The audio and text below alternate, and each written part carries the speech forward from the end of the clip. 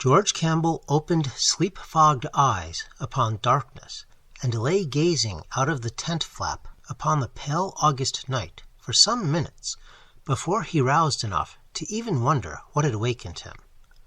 There was in the keen, clear air of these Canadian woods a soporific as potent as any drug. Campbell lay quiet for a moment, sinking slowly back into the delicious borderlands of sleep, conscious of an exquisite wariness, an unaccustomed sense of muscles well used and relaxed now into perfect ease. These were vacation's most delightful moments, after all, rest after toil, in the clear, sweet forest night. Luxuriously, as his mind sank backward into oblivion, he assured himself once more that 3 long months of freedom lay before him. Freedom from cities and monotony, freedom from pedagogy and the university and students, with no rudiments of interest in the geology he earned his daily bread by dinning into their obdurate ears. Freedom from... Abruptly, the delightful somnolence crashed about him. Somewhere outside, the sound of tin shrieking across tin slashed into his peace. George Campbell sat up jerkily and reached for his flashlight. Then he laughed and put it down again, straining his eyes through the midnight gloom outside, where among the tumbling cans of his supplies a dark, anonymous little night beast was prowling. He stretched out a long arm and groped about among the rocks at the tent door for a missile. His fingers closed on a large stone, and he drew back his hand to throw. But he never threw it. It was such a queer thing he had come upon in the dark, square, crystal smooth, obviously artificial, with dull rounded corners. The strangeness of its rock surfaces to his fingers was so remarkable that he reached again for his flashlight and turned its rays upon the thing he held. All sleepiness left him as he saw what it was he had picked up in his idle groping. It was clear as rock crystal, this queer smooth cube, quartz unquestionably, but not in its usual hexagonal crystallized form. Somehow, he could not guess the method, it had been wrought into a perfect cube, about 4 inches in measurement over each worn face, for it was incredibly worn. The hard crystal was rounded now until its corners were almost gone, and the thing was beginning to assume the outlines of a sphere. Ages and ages of wearing, years almost beyond counting, must have passed over this strange clear thing. But the most curious thing of all was the shape he could make out dimly in the heart of the crystal, for embedded in its center lay a little disk of a pale and nameless substance with characters incised deep upon its quart-enclosed surface, wedge-shaped characters faintly reminiscent of cuneiform writing. George Campbell wrinkled his brows and bent closer above the little enigma in his hands, puzzling helplessly. How could such a thing as this have embedded in pure rock crystal?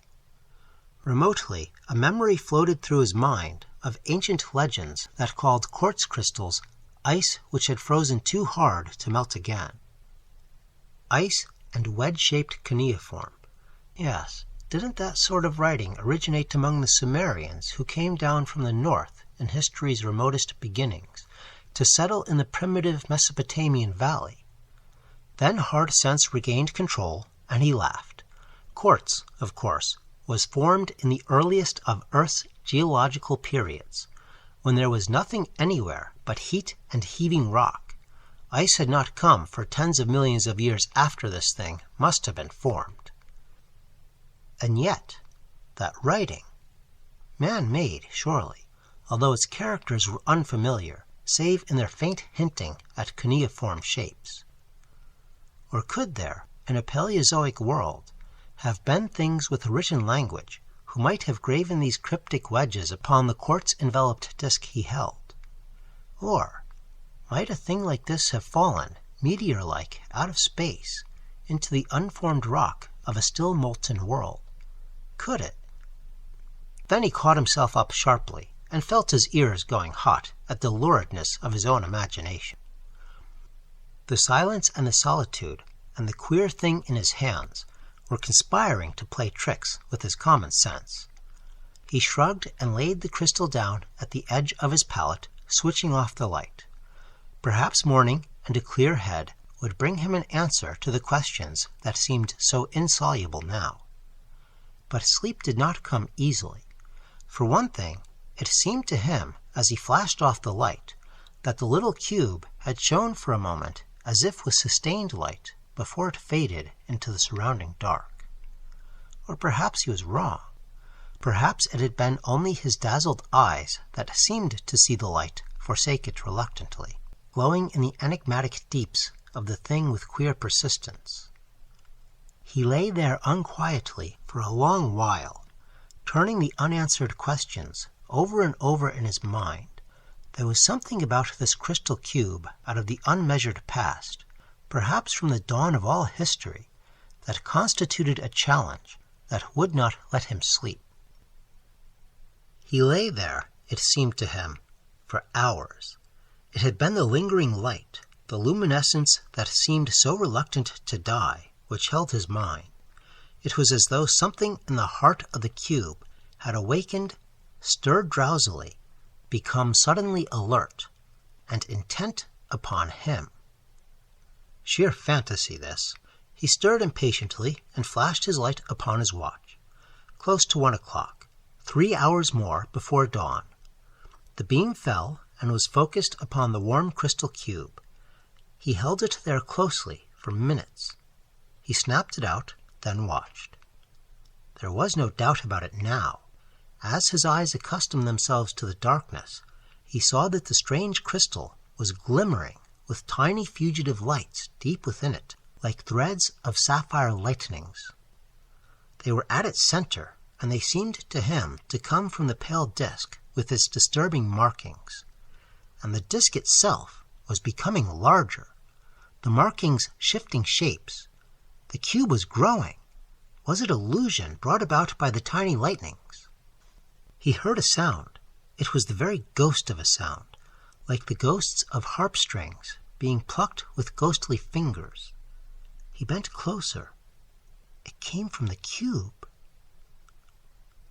There was squeaking in the underbrush, a flurry of bodies, and an agonized wailing like a child in death throes, and swiftly stilled. Some small tragedy of the wilderness, killer and prey. He stepped over to where it had been enacted, but could see nothing. He again snapped off the flash and looked over toward his tent. Upon the ground was a pale blue glimmering. It was the cube. He stooped to pick it up, then, obeying some obscure warning, drew back his hand. And again he saw its glow was dying. The tiny sapphire lightnings flashing fitfully, withdrawing to the disk from which they had come. There was no sound from it.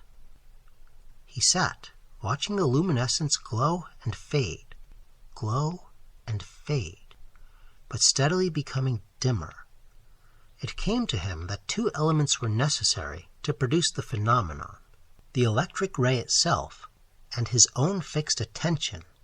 His mind must travel along the ray, fix itself upon the cube's heart, if its beat were to wax, until... what? He felt a chill of spirit, as though from contact with some alien thing. It was alien, he knew it, not of this earth, not of Earth's life. He conquered his shrinking, picked up the cube, and took it into the tent. It was neither warm nor cold. Except for its weight, he would not have known he held it. He put it upon the table, keeping the torch turned from it, then stepped to the flap of the tent and closed it. He went back to the table, drew up the camp chair, and turned the flash directly upon the cube, focusing it so far as he could upon its heart. He sent all his will, all his concentration along it, focusing will and sight upon the disk as he had the light. As though at command, the sapphire lightnings burned forth. They burst from the disk into the body of the crystal cube, then beat back, bathing the disk and its markings. Again these began to change, shifting, moving, advancing and retreating in the blue gleaming. They were no longer cuneiform. They were things, objects. He heard the murmuring music, the plucked harp strings. Louder grew the sound, and louder, and now all the body of the cube vibrated to their rhythm. The crystal walls were melting, growing misty as though formed of the mist of diamonds. And the disk itself was growing, the shapes shifting, dividing, and multiplying, as though some door had been opened, and into it companies of phantasms were pouring, while brighter, more bright, grew the pulsing light. He felt swift panic, tried to withdraw sight and will, dropped the flash. The cube had no need now of the ray, and he could not withdraw. Could not withdraw. Why, he himself was being sucked into that disk, which was now a globe within which unnameable shapes danced to a music that bathed the globe with steady radiance. There was no tent. There was only a vast curtain of sparkling mist, behind which shone the globe. He felt himself drawn through that mist, sucked through it as if by a mighty wind, straight for the globe. As the mist-blurred light of the sapphire suns grew more and more intense, the outlines of the globe ahead wavered and dissolved to a churning chaos. Its pallor and its motion and its music all blended themselves with the engulfing mist, bleaching it to a pale steel color and setting it undulantly in motion. And the sapphire suns, too, melted imperceptibly into the graying infinity of shapeless pulsation. Meanwhile, the sense of forward, outward motion grew intolerably, incredibly, cosmically swift. Every standard of speed known to Earth seemed dwarfed, and Campbell knew that any such flight in physical reality would mean instant death to a human being. Even as it was, in this strange, hellish hypnosis or nightmare, the quasi-visual impression of meteor-like hurtling almost paralyzed his mind. Though there were no real points of reference in the gray, pulsing void, he felt that he was approaching and passing the speed of light itself. Finally, his consciousness did go under, and merciful blackness swallowed everything. It was very suddenly, and amidst the most impenetrable darkness, that thoughts and ideas came again to George Campbell. Of how many moments, or years, or eternities had elapsed since his flight through the gray void, he could form no estimate. He knew only that he seemed to be at rest, and without pain. Indeed, the absence of all physical sensation was the salient quality of his condition.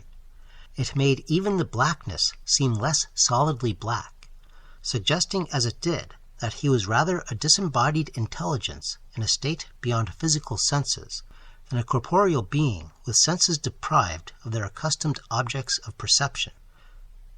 He could think sharply and quickly, almost preternaturally so, yet could form no idea whatsoever of his situation. Half by instinct, he realized that he was not in his own tent. True, he might have awaked there from a nightmare to a world equally black, yet he knew this was not so. There was no camp cot beneath him. He had no hands to feel the blankets and canvas surface and flashlight that ought to be around him. There was no sensation of cold in the air, no flap through which he could glimpse the pale night outside. Something was wrong, dreadfully wrong.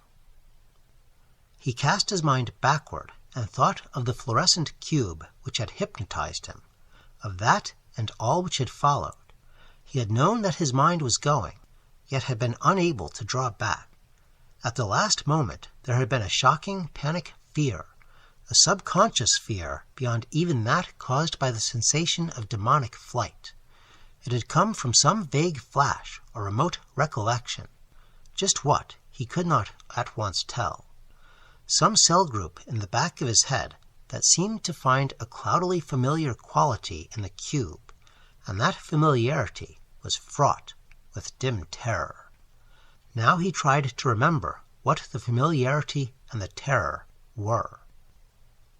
Little by little, it came to him. Once, long ago, in connection with his geological life work, he had read of something like that cube. It had to do with those debatable and disquieting clay fragments called the Eltdown shards, dug up from pre-Carboniferous strata in southern England 30 years before. Their shape and markings were so queer that a few scholars hinted at artificiality and made wild conjectures about them and their origin. They came, clearly, from a time when no human beings could exist on the globe, but their contours and figurings were damnably puzzling. That was how they got their name. It was not, however, in the writings of any sober scientist that Campbell had seen the reference to a crystal disc-holding globe. The source was far less reputable and infinitely more vivid.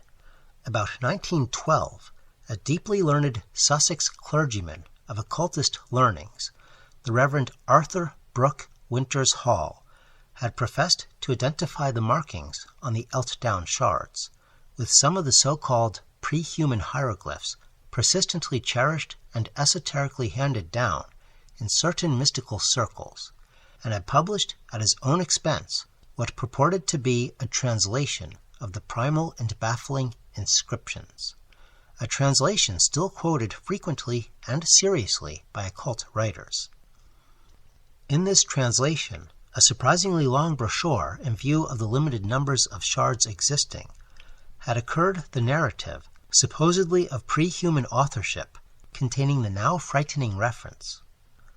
As the story went, there dwelt on a world, and eventually on countless other worlds, of outer space, a mighty order of worm-like beings, whose attainments and whose control of nature surpassed anything within the range of terrestrial imagination.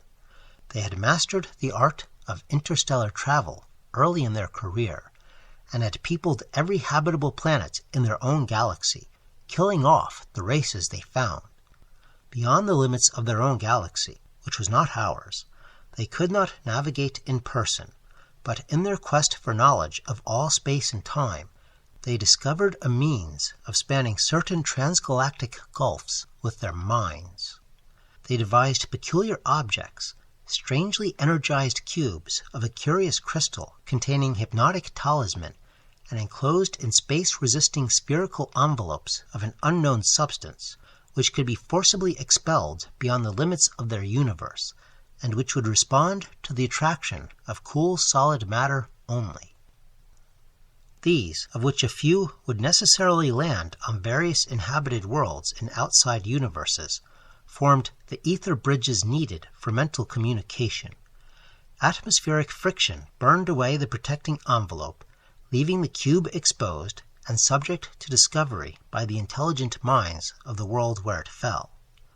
By its very nature, the cube would attract and rivet attention. This, when coupled with the action of light, was sufficient to set its special properties working. The mind that noticed the cube would be drawn into it by the power of the disk, and would be sent on a thread of obscure energy to the place whence the disk had come, the remote world of the worm-like space explorers across stupendous galactic abysses. Received in one of the machines to which each cube was attuned, the captured mind would remain suspended without body or senses until examined by one of the dominant race.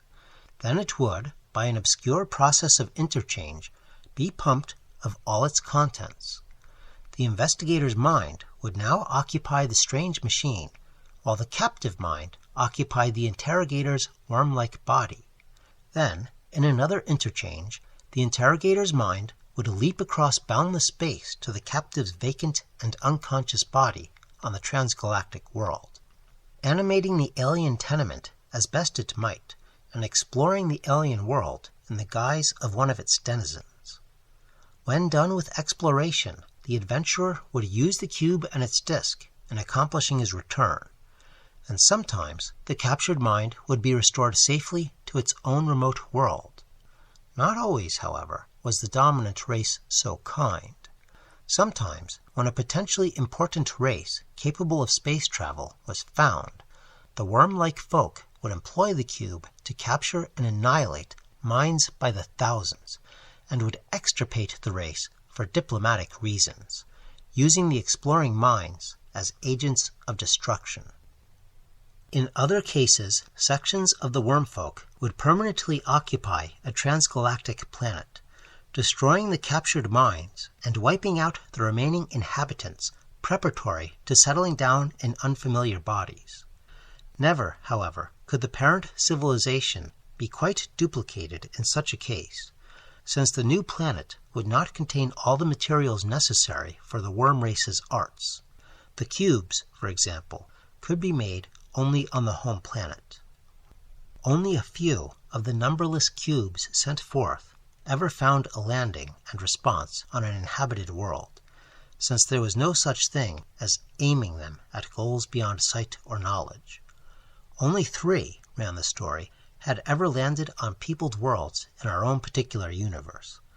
One of these had struck a planet near the galactic rim 2,000 billion years ago, while another had lodged 3 billion years ago on a world near the center of the galaxy. The third, and the only one ever known to have invaded the solar system, had reached our own Earth 150 million years ago. It was with this latter that Dr. Winter Hall's translation chiefly dealt. When the cube struck the Earth, he wrote, the ruling terrestrial species was a huge, cone-shaped race surpassing all others before or since in mentality and achievements. This race was so advanced that it had actually sent minds abroad in both space and time to explore the cosmos, hence recognized something of what had happened when the cube fell from the sky, and certain individuals had suffered mental change after gazing at it. Realizing that the changed individuals represented invading minds, the race's leaders had them destroyed, even at the cost of leaving the displaced minds exiled in alien space. They had had experience with even stranger transitions. When, through a mental exploration of space and time, they formed a rough idea of what the cube was, they carefully hid the thing from light and sight, and guarded it as a menace. They did not wish to destroy a thing so rich in later experimental possibilities. Now and then, some rash, unscrupulous adventurer would furtively gain access to it, and sample its perilous powers despite the consequences, but all such cases were discovered and safely and drastically dealt with. Of this evil meddling, the only bad result was that the worm-like outside race learned from the new exiles what had happened to their explorers on Earth, and conceived a violent hatred of the planet and all its life forms. They would have depopulated it if they could, and indeed sent additional cubes into space in the wild hope of striking it by accident in unguarded places, but that accident never came to pass. The cone-shaped terrestrial beings kept the one existing cube in a special shrine as a relic and basis for experiments, till after aeons it was lost amidst the chaos of war and the destruction of the great polar city where it was guarded. When, 50 million years ago, the beings sent their minds ahead into the infinite future to avoid a nameless peril of inner Earth, the whereabouts of the sinister cube from space were unknown. This much, according to the learned occultist, the Eltdown shards had said. What now made the account so obscurely frightful to Campbell was the minute accuracy with which the alien cube had been described. Every detail tallied: dimensions, consistency, hieroglyphed central disk, hypnotic effects. As he thought the matter over and over amidst the darkness of a strange situation, he began to wonder whether his whole experience with the crystal cube, indeed its very existence, were not a nightmare brought on by some freakish subconscious memory of this old bit of extravagant charlatanic reading. If so, though, the nightmare must still be in force, since his present apparently bodiless state had nothing of normality in it. Of the time consumed by this puzzled memory and reflection, Campbell could form no estimate. Everything about his state was so unreal that ordinary dimensions and measurements became meaningless. It seemed an eternity, But perhaps it was not really long before the sudden interruption came. What happened was as strange and inexplicable as the blackness it succeeded. There was a sensation of the mind rather than of the body, and all at once Campbell felt his thoughts swept or sucked beyond his control in tumultuous and chaotic fashion. Memories arose irresponsibly and irrelevantly. All that he knew, all his personal background, traditions, experiences, scholarship, dreams, ideas, and inspirations, welled up abruptly and simultaneously with a dizzying speed and abundance which soon made him unable to keep track of any separate concept. The parade of all his mental contents became an avalanche, a cascade, a vortex. It was as horrible and vertiginous as his hypnotic flight through space when the crystal cube pulled him. Finally, it sapped his consciousness and brought on fresh oblivion. Another measureless blank, and then a slow trickle of sensation. This time it was physical, not mental. Sapphire light and a low rumble of distant sound. These were tactile impressions. He could realize that he was lying at full length on something, though there was a baffling strangeness about the feel of his posture. He could not reconcile the pressure of the supporting surface with his own outlines, or with the outlines of the human form at all. He tried to move his arms, but found no definite response to the attempt. Instead, there were little, ineffectual, nervous twitches all over the area which seemed to mark his body. He tried to open his eyes more widely, but found himself unable to control their mechanism. The sapphire light came in a diffused, nebulous manner, and could nowhere be voluntarily focused into definiteness. Gradually, though, visual images began to trickle in curiously and indecisively. The limits and qualities of vision were not those which he was used to, but he could roughly correlate the sensation with what he had known as sight. As this sensation gained some degree of stability, Campbell realized that he must still be in the throes of nightmare. He seemed to be in a room of considerable extent, of medium height, but with a large proportionate area. On every side, and he could apparently see all four sides at once, were high, narrowish slits, which seemed to serve as combined doors and windows. There were singular low tables or pedestals, but no furniture of normal nature and proportions. Through the slits streamed floods of sapphire light, and beyond them could be mistily seen the sides and roofs of fantastic buildings like clustered cubes. On the walls, in the vertical panels between the slits, were strange markings of an oddly disquieting character. It was some time before Campbell understood why they disturbed him so. Then he saw that they were, in repeated instances, precisely like some of the hieroglyphs on the crystal cube's disk. The actual nightmare element, though, was something more than this. It began with the living thing, which presently entered through one of the slits, advancing deliberately toward him and bearing a metal box of bizarre proportions and glassy, mirror-like surfaces. For this thing was nothing human, nothing of earth, nothing even of man's myths and dreams. It was a gigantic, pale gray worm or centipede, as large as a man and twice as long, with a disc-like, apparently eyeless, cilia-fringed head bearing a purple central orifice.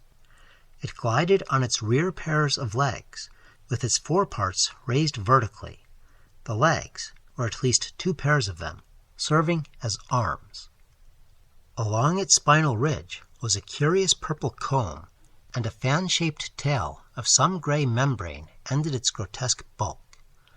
There was a ring of flexible red spikes around its neck, and from the twistings of these came clicking, twanging sounds in measured, deliberate rhythms. Here, indeed, was outre nightmare at its height, capricious fantasy at its apex. But even this vision of delirium was not what caused George Campbell to lapse a third time into unconsciousness. it took one more thing, one final, unbearable touch to do that. As the nameless worm advanced with its glistening box, the reclining man caught in the mirror-like surface a glimpse of what should have been his own body, yet, horribly verifying his disordered and unfamiliar sensations, it was not his own body at all that he saw reflected in the burnished metal. It was instead the loathsome, pale gray bulk of one of the great centipedes. From that final lap of senselessness, he emerged with a full understanding of his situation. His mind was imprisoned in the body of a frightful native of an alien planet, while somewhere on the other side of the universe, his own body was housing the monster's personality. He fought down an unreasoning horror. Judged from a cosmic standpoint, why should his metamorphosis horrify him? Life and consciousness were the only realities in the universe. Form was unimportant. His present body was hideous only according to terrestrial standards. Fear and revulsion were drowned in the excitement of titanic adventure. What was his former body but a cloak, eventually to be cast off at death anyway? He had no sentimental illusions about the life from which he had been exiled. What had it ever given him save toil, poverty, continual frustration, and repression? If this life before him offered no more, at least it offered no less.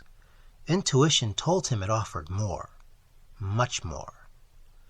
With the honesty possible only when life is stripped to its naked fundamentals, he realized that he remembered with pleasure only the physical delights of his former life, but he had long ago exhausted all the physical possibilities contained in that earthly body. Earth held no new thrills, but in the possession of this new alien body, he felt promises of strange exotic joys. A lawless exultation rose in him.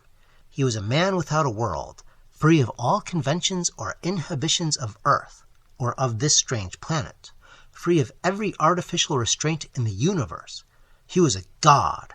With grim amusement, he thought of his body moving in Earth's business and society, with all the while an alien monster staring out of the windows that were George Campbell's eyes, on people who would flee if they knew.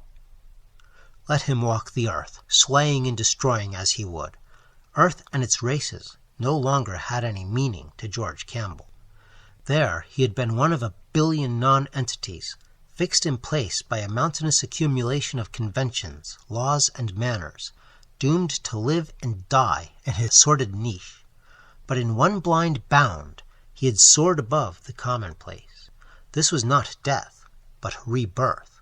The birth of a full-grown mentality, with a newfound freedom that made little of physical captivity on Jacob. He started. Jacob. It was the name of this planet, but how had he known? Then he knew, as he knew the name of him whose body he occupied, Thoth.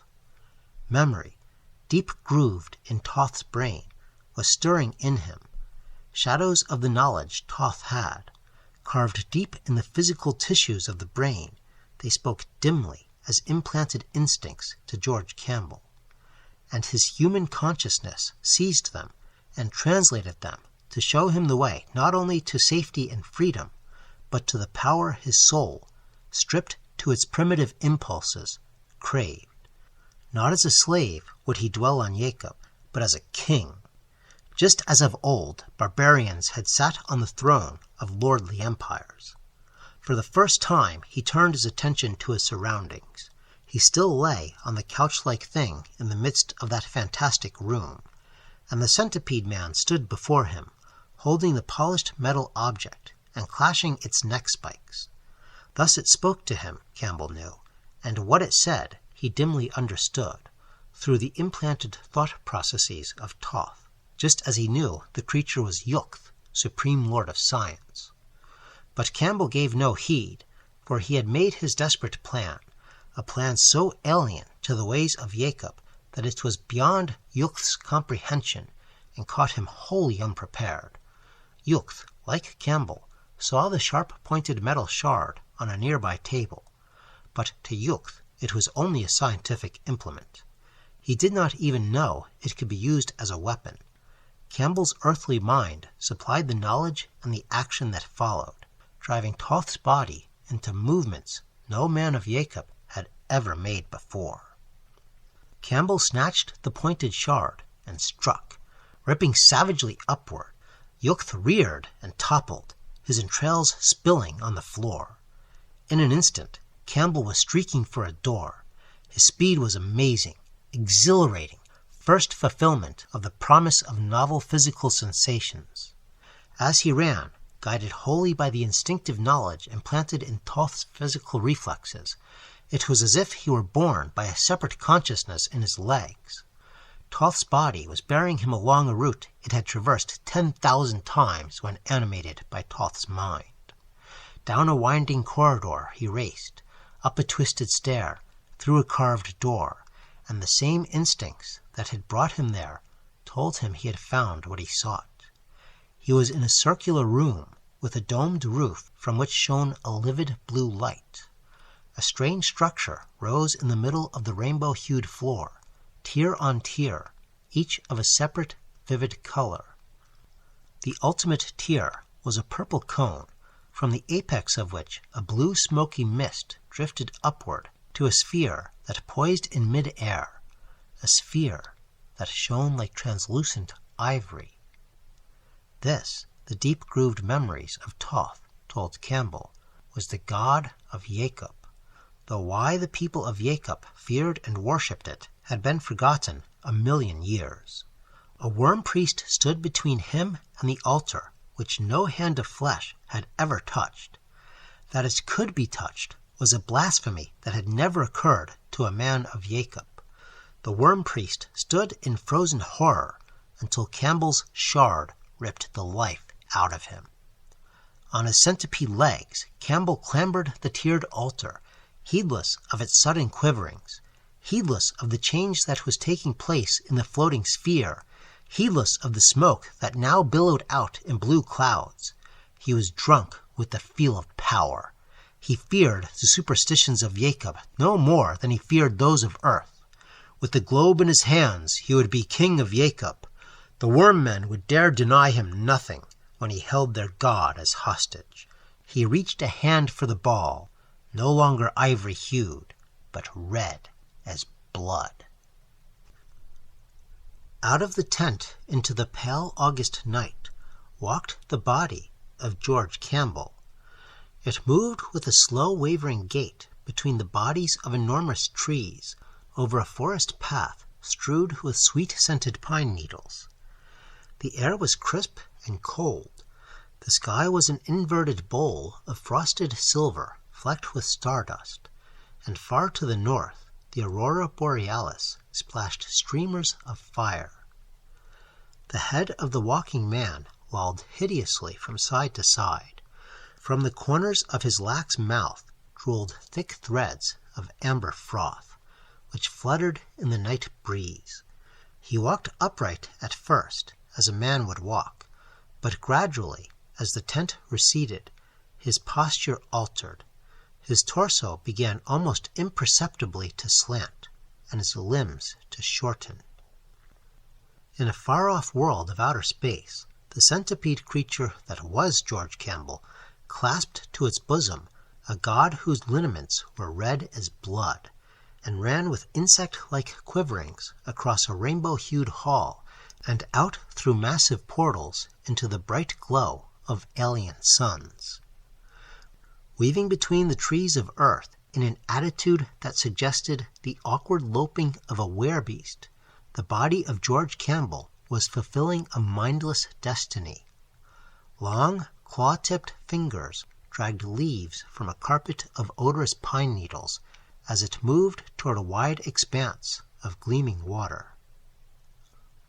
In the far-off extragalactic world of the worm people, George Campbell moved between cyclopean blocks of black masonry down long, fern-planted avenues holding aloft the round red god.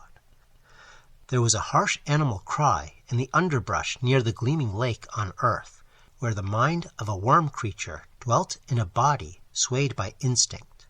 Human teeth sank into soft animal fur, tore at its black animal flesh. A little silver fox sank its fangs in frantic retaliation into a furry human wrist, and thrashed about in terror as its blood spurted. Slowly, the body of George Campbell arose. Its mouth splashed with fresh blood. With upper limbs swaying oddly, it moved towards the waters of the lake. As the veriform creature that was George Campbell crawled between the black blocks of stone, thousands of worm shapes prostrated themselves in the scintillating dust before it. A godlike power seemed to emanate from its weaving body as it moved with a slow, undulant motion toward a throne of spiritual empire transcending all the sovereignties of earth. A trapper stumbling warily through the dense woods of earth, near the tent where the worm creature dwelt in the body of George Campbell, came to the gleaming waters of the lake and discerned something dark floating there. He had been lost in the woods all night, and weariness enveloped him like a leaden cloak in the pale morning. But the shape was a challenge that he could not ignore. Moving to the edge of the water, he knelt in the soft mud and reached out toward the floating bulk. Slowly, he pulled it to the shore. Far off in outer space, the worm creature holding the glowing red god ascended a throne that gleamed like the constellation Cassiopeia under an alien vault of hyper-suns. The great deity that he held aloft energized his worm tenement, burning away in the white fire of a super-mundane spirituality all animal dross. On earth, the trapper gazed with unutterable horror into the blackened and hairy face of the drowned man. It was a bestial face, repulsively anthropoid in contour, and from its twisted, distorted mouth, black ichor poured. He who sought your body in the abysses of time will occupy an unresponsive tenement, said the red god. No spawn of Jacob can control the body of a human. On all earth, living creatures rend one another and feast with unutterable cruelty on their kith and kin. No worm mind can control a bestial man-body when it yearns to raven. Only man minds, instinctively conditioned through the course of 10,000 generations, can keep the human instincts in thrall. Your body will destroy itself on earth, seeking the blood of its animal kin, seeking the cool water where it can wallow at its ease, seeking eventually destruction, for the death instinct is more powerful in it than the instincts of life, and it will destroy itself in seeking to return to the slime from which it sprang.